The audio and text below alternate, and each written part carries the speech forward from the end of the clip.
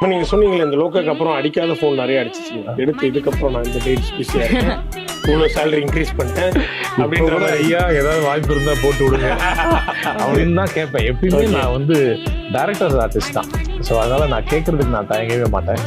கட்டாயமா நான் எல்லாமே கேட்டுட்டேன். ஏன்னா ஃபேமிலிலாம் ஆயிடுச்சுல, நம்ம லோக்கா அப்படின்னு உட்காந்து இருந்த போப்பா அதனால ஓகே ஓகே வந்துடுறேன் எல்லாருக்கிட்டையும் நான் தான் மாறியில பண்ணப்பா பட்டாசு போட்டு போட்டோ எடுத்து இப்படி காட்சி இதுவும் நான் தான் அப்படி வச்சுக்கணும் போல. அப்படி நான் தான்ப்பா நான் தான் ஓ அதே ஆமாப்பா 4 பேர் வாங்கப்பா எடுத்துக்கிட்டு ஓகே. பட் ஆனா அது வந்து பயங்கர ஹாப்பியா இருக்கும் சார். ஏன்னா ஒரு வெர்சடைல் ஆக்டரா வந்து இன்னும் பக்கம் ரைசிங் ஸ்டார் ஆயிட்டு இருக்கீங்க. ஸோ அப்படி இருக்கிறப்போ நிறைய கெட்டப்ஸ் கொடுக்குறப்போ ஒரு சிலருக்கு தான் அது ஃபிட் ஆகும்.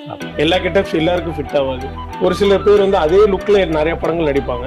அப்படி உங்களுக்கு கெட்டப் ஃபிட் ஆகுறப்போ ஒரு ஹாப்பி இருக்கும் கண்ணாடியில பாக்குறப்போ. கேரக்டர் ஆர்டிஸ்டா வரணும். காமெடினா கூட எனக்கு இது பண்ணவும் கிடையாது. நல்ல ஒரு கேரக்டர் ஆர்டிஸ்ட் ரங்கராவ் சார் மாதிரி, எஸ்வி சுப்பையா அவங்களாம் யாருன்னு கூட கேட்பாங்க சில சேனல்ஸ் எல்லாம். எனக்கு அந்த மாதிரி தான் அவங்களுடைய படங்கள்னா நான் ரொம்ப பார்ப்பேன். பழைய படங்கள் ரொம்ப நான் விரும்பி பார்ப்பேன். அதுவும் பர்டிகுலர்லி ரங்கராவ் சார் நடிச்ச அவங்க எப்படி நடிக்கிறாங்க, அப்புறம் சுப்பையா சார் எப்படி நடிக்கிறாங்க, மணிவண்ணன் சார், அப்புறம் தம்பிராமையா சார், நிறைய இந்த மாதிரி நிறைய கேரக்டர் ஆர்டிஸ்டா வரணும். இளவரசர் சார் மாதிரி அந்த மாதிரிலாம் பண்ணணும் தான் என்னுடைய.